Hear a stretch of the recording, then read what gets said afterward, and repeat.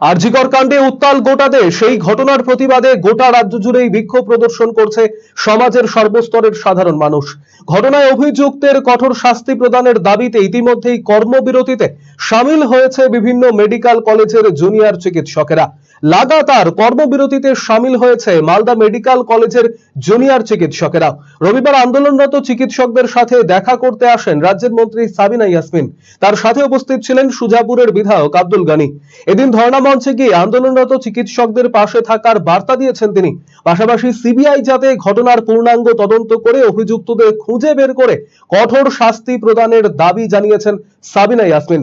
অন্যদিকে এই ঘটনা নিষ্পত্তি না হওয়া পর্যন্ত আন্দোলন চালিয়ে যাওয়ার হুঁশিয়ারি দিয়েছেন আন্দোলনকারীরা। দেখুন, সবাই সবার মতো করে, এটা এমন একটা ইস্যু, সবাই সবার মতো করে বলছে এবং অবশ্যই আমাদের এই ঘটনাটা পূর্ণাঙ্গভাবে তদারকি করছেন আমাদের সিবিআই, দেখছেন। এবং আমরা সকলেরই আমাদের ডিমান্ড হচ্ছে, আজকে দেখছেন এরাও সবাই বসে আছে, প্রত্যেকটা হসপিটালের আজকে পরিষেবা ব্যাহত হয়ে আছে। আমরা ঘটনাটাকে বিরাট একটা ঘটনা, কিন্তু অন্যদিকে এই ঘটনাকে কেন্দ্র করে একটা বিরাট পোর্শন যারা অসুস্থ লোক তারা আজকে পরিষেবা থেকে বঞ্চিত আছে এবং এরাও তারা নিশ্চয়ই চাইবে তাদের সহপাঠীর যেন তদন্ত হয়ে প্রকৃত ফাঁসি হয়। শুরু করে এই ঘটনাগুলো ভুলে গেলে চলবে না।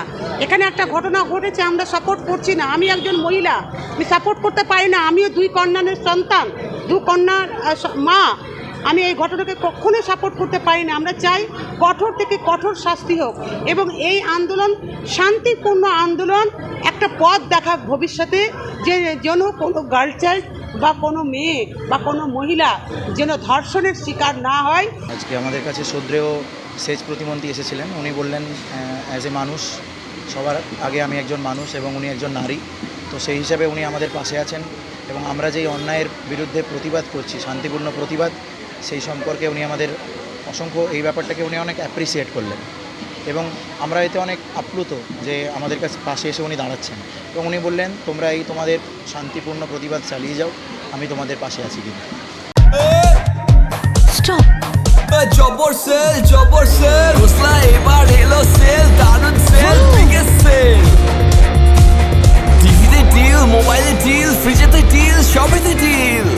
আসছে সিটিজ biggest cost to cost offer only at Khosla electronics, আপনার নিজের দোকান, টিএনসি অ্যাপ্লাইড। খোসলা ইলেকট্রনিক প্রাইভেট লিমিটেড, ঠিকানা মোহনবাটি বাজার, রায়গঞ্জ জেলা আদালতের বিপরীতে।